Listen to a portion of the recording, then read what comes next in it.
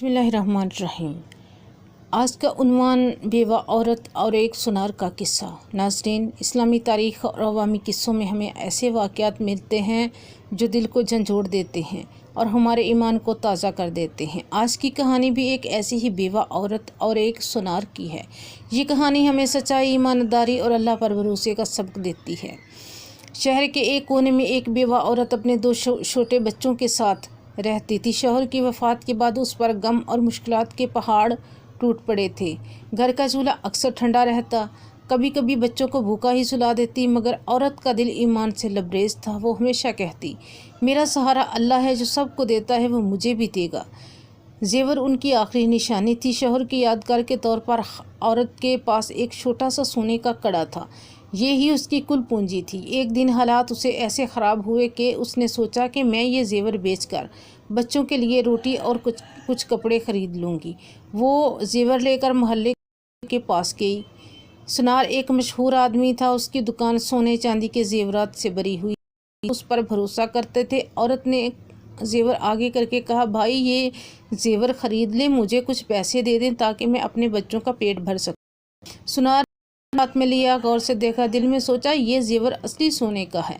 अगर मैं चाहूँ तो इस औरत को देकर आधी कीमत दे दूँ। वैसे भी ये गरीब है, क्या जाने असली कीमत क्या है। ज़मीर की आवाज़। मगर अचानक उसके दिल से एक आवाज़ आई, क्या तुम इस यतीम बच्चों की माँ के साथ जुल्म करोगे? ये दुनियावी दौलत तुम्हें कब तक फ़ायदा देगी? कल को अल्लाह के सामने क्या जवाब दोगी?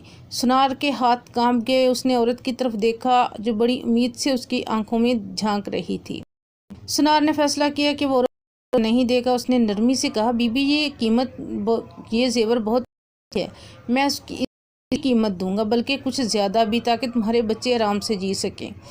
औरत को असर से भी बढ़कर पैसे दिए और कहा, की तरफ से तुम्हारे लिए मदद है, अपने बच्चों का ख्याल रखो। औरत की आंखों से आंसू निकले। उसने दुआ देते हुए कहा, अल्लाह तुम्हारे रिस्क में बरकत दे, तुम्हारे दिल को सुकून दे। तुमने भाई आज मुझे सहारा दिया है, कल अल्लाह तुम्हें इनाम देगा। ख्वाब देखा। उसने देखा कि क़यामत का दिन है, लोगों को अल्लाह के सामने पेश किया जा रहा है।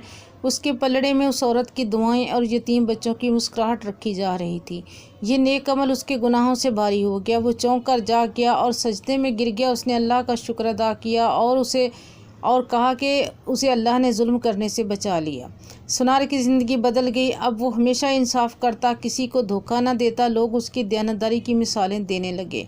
उसकी दुकान में पहले से ज़्यादा बरकत होने लगी। बेवा औरत भी अल्लाह का शुक्र अदा करती रही। उसने अपने बच्चों को यही सबक दिया कि राज़िक सिर्फ़ अल्लाह है। ईमान और ईमानदारी कभी ज़ाया नहीं जाती। नाज़रीन, इस कहानी से हमें यह सबक मिलता है कि किसी कमज़ोर और गरीब को धोखा देना बहुत बड़ा गुनाह है। अल्लाह ईमानदार लोगों और आखिरत में इज़्ज़त देता है। यतीमों और बेवाओं की दुआ सबसे ज़्यादा कीमती है। जो अल्लाह पर भरोसा करता है वो कभी मायूस नहीं होता।